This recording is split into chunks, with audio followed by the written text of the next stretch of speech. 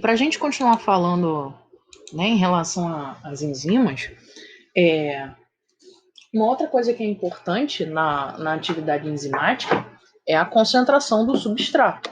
Né? Então, a gente tem aqui no terceiro gráfico o seguinte: à medida que eu vou aumentando a concentração do substrato, eu tenho um aumento da velocidade dessa reação enzimática.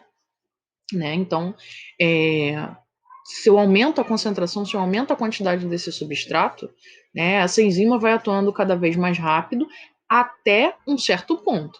Então, ela atinge um ponto de concentração desse substrato, onde a velocidade ela começa a se manter. Então, aqui, ó, eu tenho um ponto. Então, entrou o substrato, a enzima está presente. Se eu jogo mais substrato, ela vai atuar mais. Se eu jogo mais, ela vai atuar. Se eu jogo mais, ela vai aumentando essa velocidade, vai agindo mais rápido. Até que chegou esse ponto aqui, que é o ponto ótimo, ó, e ela se normalizou.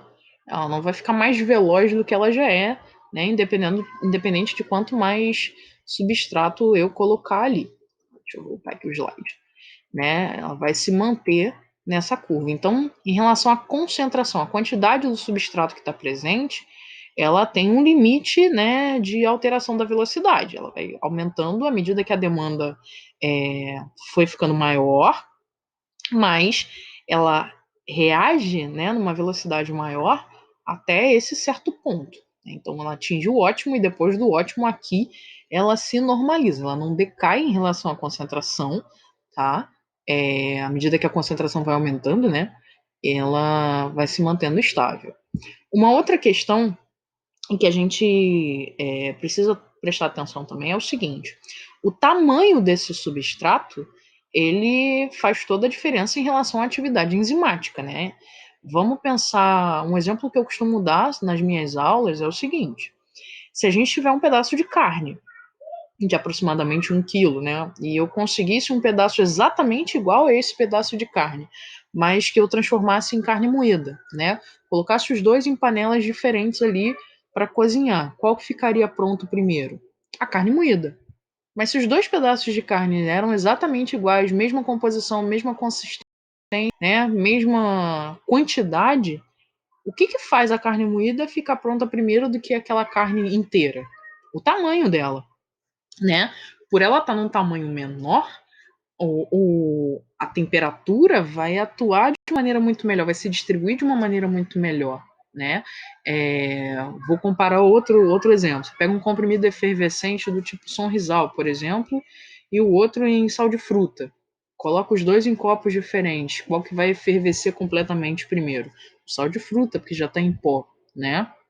O sorrisal ele vai demorar mais ali a processar aquela reação. E é o que acontece na nossa alimentação também. Né? Por que, que a gente precisa mastigar bem os alimentos? Não é só para ele poder passar pelo tubo digestório sem a gente engasgar, não.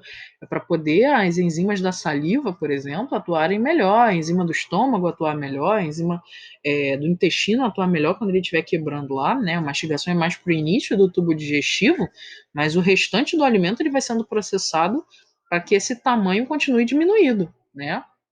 Se você engole um pedaço, por exemplo, de carne grande, inteiro, né? Se você não se engasgou no meio do caminho, mas se ele passou, você vai sofrer, vai ter uma indigestão danada depois disso. Se você mastiga bem os alimentos, né? Essas enzimas elas vão atuar melhor, vão trabalhar melhor, vão digerir melhor e isso facilita o processo. Então, esses três fatores a gente leva em consideração quando fala em atividade enzimática: temperatura, pH e concentração do substrato, né? A quantidade e também o tamanho em que esse substrato vai estar ali presente no nosso organismo, tá? E uma outra coisa que a gente vai falar também, o que a gente precisa levar em consideração também é o seguinte: a gente vem falando ao longo das aulas sobre como o nome é importante na hora da gente saber que tipo de nutriente é aquele ali que eu tô falando, né? Então, as enzimas, em boa parte das vezes, elas têm a terminação ase. Então, por exemplo, a lactase é uma enzima que digere a lactose, que é o carboidrato, né? Outras já vão ter terminações com ina, que é uma terminação muito característica das proteínas. Lembrando que a gente já falou que temos algumas exceções, né? Por exemplo, o colágeno é uma proteína e não termina com ina, né? Mas só para a gente lembrar